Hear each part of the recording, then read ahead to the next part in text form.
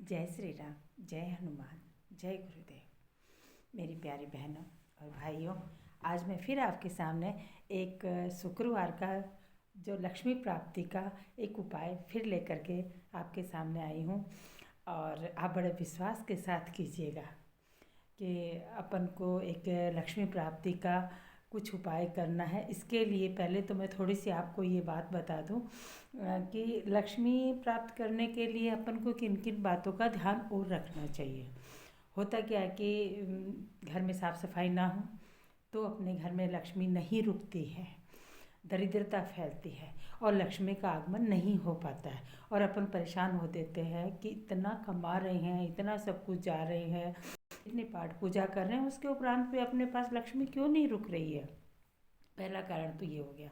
दूसरा कारण ये हो गया कि घर में औरत ही नहीं, सब भी जितने भी लोग रह रहे हैं उनको सबको सूर्योदय से पहले जगना चाहिए। एक बच्चा नहीं जगे कोई बात नहीं, बूढ़ा व्यक्ति है उसको भी जगना अनिवार्य नहीं, और बीमार की तो कुछ बात ही नहीं है। वो अगर सोते हैं तो कोई इसमें पाप का भागीदार नहीं बनता है। लेकिन जो अच्छे भले हैं और मस्त सोए हैं, अच्छा खाना खा के सोए हैं, उनको कम से कम सूर्योदय से पहले उठ जाना चाहिए। तो आपके घर में लक्ष्मी का प्रवेश अवश्य होगा। किचन में आप हमेशा साफ़ सफाई रखें। किचन में एक बहुत मैं अच्छी बात बताने जा रही हूँ, लेकिन आज 99% घरों में ये चलन हो गया है कि चप्पल पहन के किचन में जाना। मानती हूँ कि अपन बाहर जो पहनते हैं वो चप्पल अपन किचन में नहीं पहन के जा रहे हैं, अपन वो चप्पल पहन रहे हैं जो अपने घर घर के अंदर पहन रहे हैं। लेकिन फिर भी अपन खाना खा रहे हैं तो भी आजकल डाइनिंग टेबल चल गई और डाइनिंग टेबल पर खाना खा रहे हैं, तब भी अपन ने चप्पल नहीं निकाली। अपन किचन में गए तो भी चप्पल नहीं निकाली। किसी को खाना परोस रहे हैं तो भी चप्पल में ही परोस रहे हैं।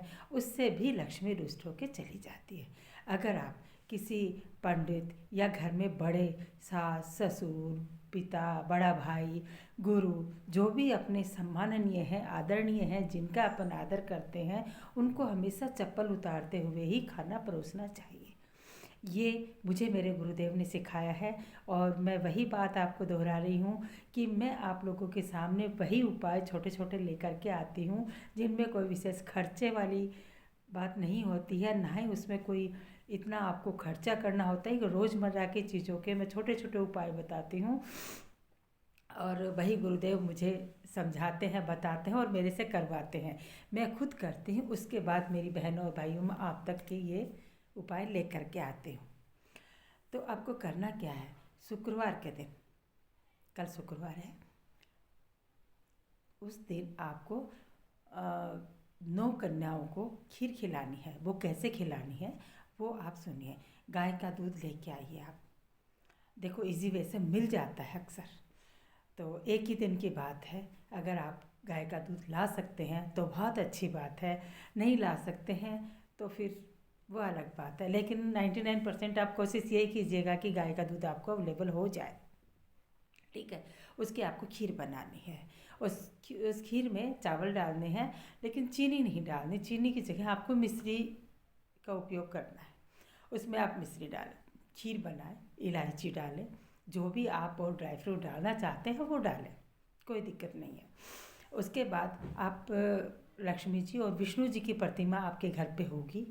दोनों की प्रतिमा अगर घर पे होती है तो अपन अपने ऊपर कृपा बहुत अच्छी बनी रहती है। अगर ना है तो आप उसको रखने की कोशिश करें, वरना लक्ष्मी जी की अगर प्रतिमा है तो लक्ष्मी जी के आप सामने खीर रखें और प्रार्थना करें कि हे लक्ष्मी मैया, हम आपको एक खीर अर्पित कर रहे हैं, मेरे परिवार में सुख समृद्धि बनाए रखें, मेरे धन की आमदनी हमेशा बढ़ती रहे, फालतू मेरे घर में खर्चा ना हो, कोई बीमारी में मेरा खर्चा ना लगे, इसके लिए मैं आपको एक भोग अर्पित कर रही हूँ। और आप 9 कन्याओं का इंतज़ाम कीजिए कि आप 9 कन्या अपने घर पे बुलाएं, क्योंकि बाहर अगर किसी के घर में देने जाएंगे तो कोई बच्चा लड़का होता है वो भी छीन सकता है, कोई भी चख सकता है कि प्रसादी तो आए कोई भी खा ले। लेकिन आप कन्याओं को दे आते हैं तो घर पे आ जाती हैं, कन्या खिलाते हैं तो अपने मन में एक संतुष्टि बनती है कि अपने कन्या को खीर खिलाई। 9 कन्याओं को आप हर शुक्रवार खीर खिलाना चालू करें। ये प्रयोग मेरे कहने से आप 41 शुक्रवार करें। देखिए आपके घर में बहुत अच्छी बरकत होनी शुरू हो जाएगी। आपके घर से जितनी बीमारियां थी, जितना आलस फैला हुआ था, वो सब ठीक होगा। और फिर भी मैं बीच में एक बात और कहना चाहूँगी मेरी बहनों, क्योंकि ये काम मेरी बहनें ही करेंगी, मेरे भाई तो नहीं करेंगे, क्योंकि वो तो किचन में जाते ही नहीं ना, मेरी बहनें ही जाती हैं। तो आप या 9 कन्या ना बन पड़े तो एक कन्या को तो आप स्टार्ट कर ही दीजिए कि एक कन्या को तो मुझे देना ही देना है। अगर 9 नहीं बैठ सकती हैं कि हर शुक्रवार को 9 कहाँ से लाएं। कोई मोहल्ले वाले अगर ये कह दें कि ये बड़े हर शुक्रवार को कन्याएं लेके जाती हैं, पता नहीं क्या देती हैं, लेकिन एक कन्या को तो आप दे सकती हैं। किसी की माँ को ये भी कह सकती हैं कि मुझे लक्ष्मी जी का कोई मैं व्रत रख रही हूँ, उसके लिए मुझे कन्या को एक खीर खिलानी होती है, तो कोई मना नहीं करेगा। आप एक कन्या को खीर खिलाना शुरू कीजिए और लक्ष्मी आराधना शुरू कीजिए।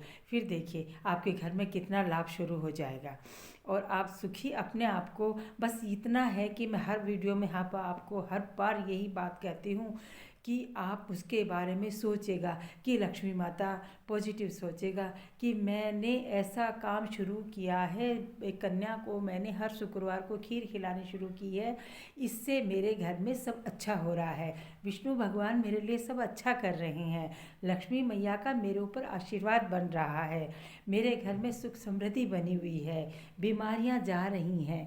बस ये छोटे छोटे आप उपाय करते रहिए और मैं आपको बताती चलूँगी। इसी के लिए मैं आपको बस यही कहना चाहूँगी एंड में कि मैं आपसे विदा लेती हूँ। मेरे चैनल को मैंने मेरे डिस्क्रिप्शन में मैंने बताया था आपको पहले भी कि मैंने मेरे गुरुदेव के नंबर छोड़ रखे हैं।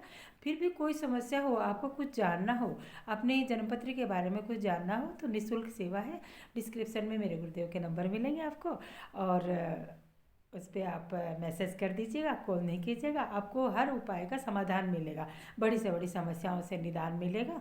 मेरे गुरुदेव बहुत अच्छा बताते हैं।